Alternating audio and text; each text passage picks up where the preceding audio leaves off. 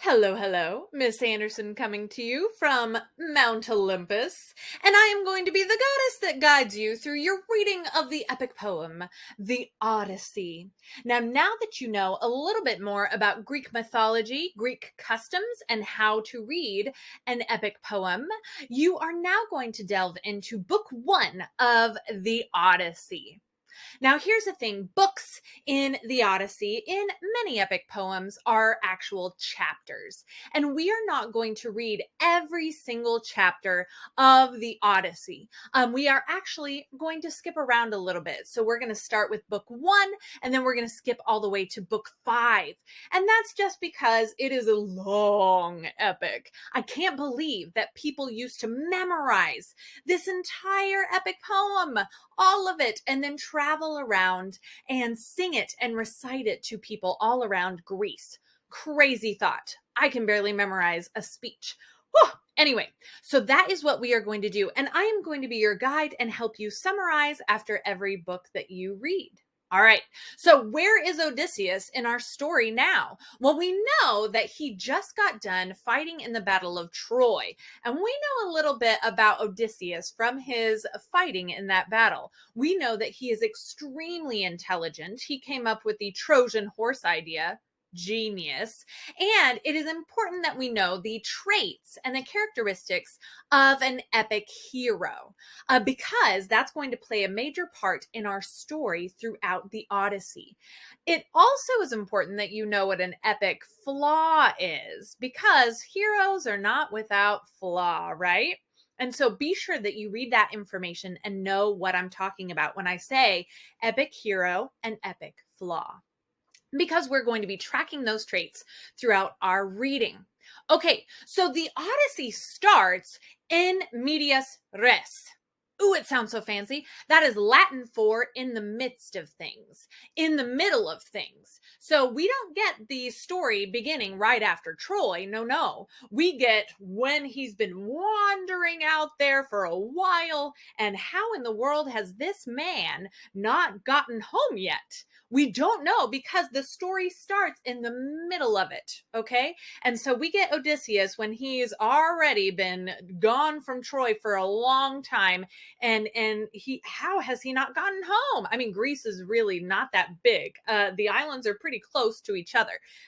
So how in the world? So the reader, we, the audience, are left wondering, what has happened? What has happened to help this man get to this point in the story? And so Odysseus is lost. Meanwhile, back home, his poor wife Penelope, she had a son right when he left from Troy. His name is Telemachus, and Telemachus is now a grown man, all right? He's 20 years old. He is growing a goatee and all that. And now, all of a sudden, there are suitors, as in men vying for his mom's hand in marriage. They are overrunning Ithaca, where they live. Odysseus is the king of Ithaca, okay? And now these suitors are coming in. They're eating all the food. They're taking all the resources. They're taking advantage of Odysseus's, his homeland of Ithaca's, their hospitality. Now, you know that the Greeks are big on their hospitality, and this is taking advantage of it, which is a no-no in Greek customs, right? Okay, so here's the thing. Penelope has told these suitors, hey, I'm going to weave a funeral shroud. Now, what is a funeral shroud? Well, it is a tapestry, a long piece of fabric that you weave, and you may put beads in it, and you put it on a wall, okay? And to memorialize someone who has passed. And so she says, I'm going to weave this funeral shroud, this tapestry, and I'm going to do it. And when I'm done with it, I'm going to pick a man to marry. Sure. Well, she does that during the day. She weaves on it, and then at night, smart lady, she undoes what she did during the day. So there's no way that she's going to be done with this funeral shroud anytime soon.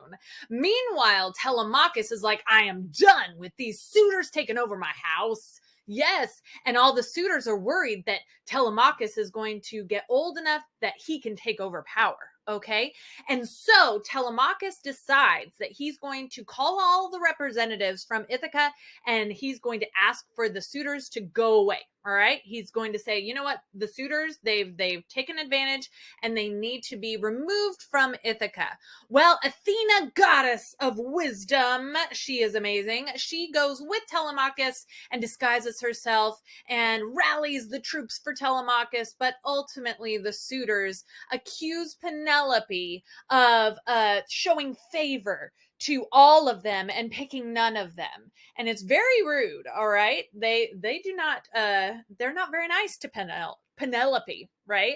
And so Telemachus decides, you know what, I am going to go out there and I'm going to journey to see if there's any news of my father Odysseus. There's got to be news somewhere. If he's dead, if he's still alive, what is going on? So he decides to go and do that. And so meanwhile, the suitors are like, we've got to kill this guy off. We've got to get rid of this guy. And so he's bad news. And so they plot against Telemachus. All right.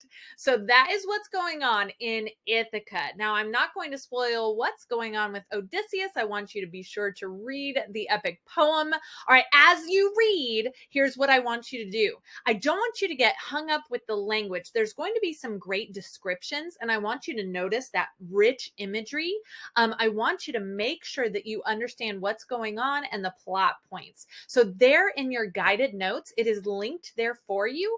In your guided notes, there is a timeline that you can fill out, and there's a box where you can put those plot points. Make sure that you're getting the meat of what's going on. So don't get too hung up on the language. Make sure you understand what's going on, but do absorb that language and enjoy it as well. All right, I hope you enjoyed book 1 of the Odyssey, and I will be back for another summary for the next book. Have a good time in ancient Greece.